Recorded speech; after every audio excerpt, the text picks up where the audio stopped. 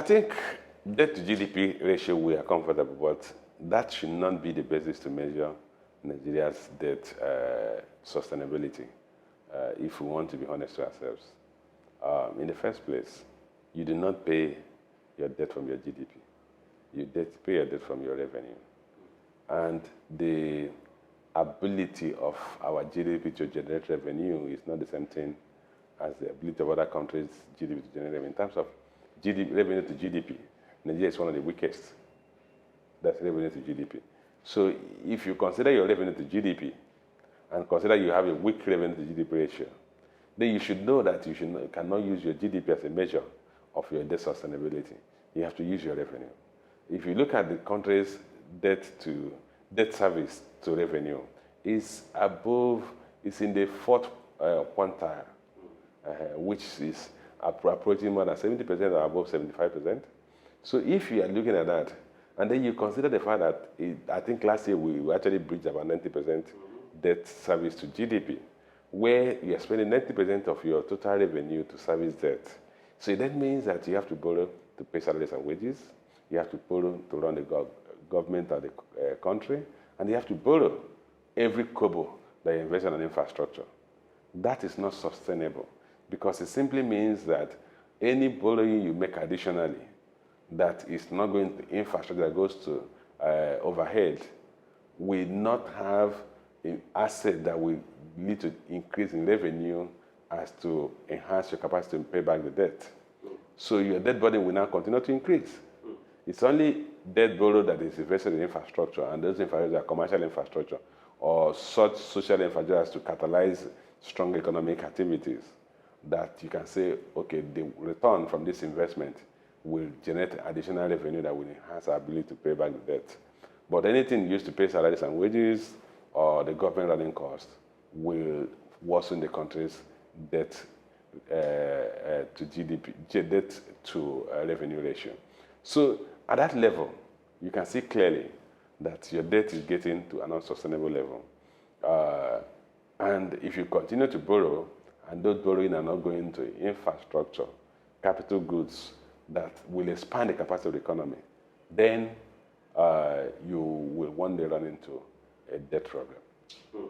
I want to believe that one of the things, apart from improving the ease of trade, is that it will also help us to improve on our financial system penetration, or financial sector penetration, or adoption of financial services, particularly in those areas where the physical infrastructure of conventional banks might not get to in the near future, as a result of maybe because of weak economic capacity or economic activity in those areas. Because the e-Naira is providing a platform that will allow for financial transactions, settlement of financial transactions or trades, without the normal brick and mortar infrastructure of banks. With e-Naira, you can transfer money to a person in a rural area, and the person can use his or her e-wallet to make payments within localities or within people outside of those localities. And these are processes that would ordinarily have gone through the bank. But you have places like my village, there's no bank. The closest bank is more than 15 kilometers away from my country home. And if you have to go there, given the level of wealth or the level of lack of wealth of rural dwellers, if they have to go there and make a deposit of 2,000 naira, you can imagine how much it costs them to transport themselves to and fro the bank. And when they get there, there could be a long, long queue. I remember instances during Christmas period when people line up to just withdraw money from the ATM, and the ATM was always running dry. But with e-Naira, you don't need to do that. You can make payment to anybody that you want to make payment with from your e-wallet. So I think it will improve financial penetration and reduce the number of unbanked in the country. That's one of the, I think, will be one of the strongest gains we're going to get from the e-Naira adoption. Well, I think one of the things we should prepare for, that we're likely going to breach the Petroleum Industry Act as it relates to removal of subsidy next year. I do not imagine the government taking a subsidy in middle of next year when election is approaching, unless oil prices crash.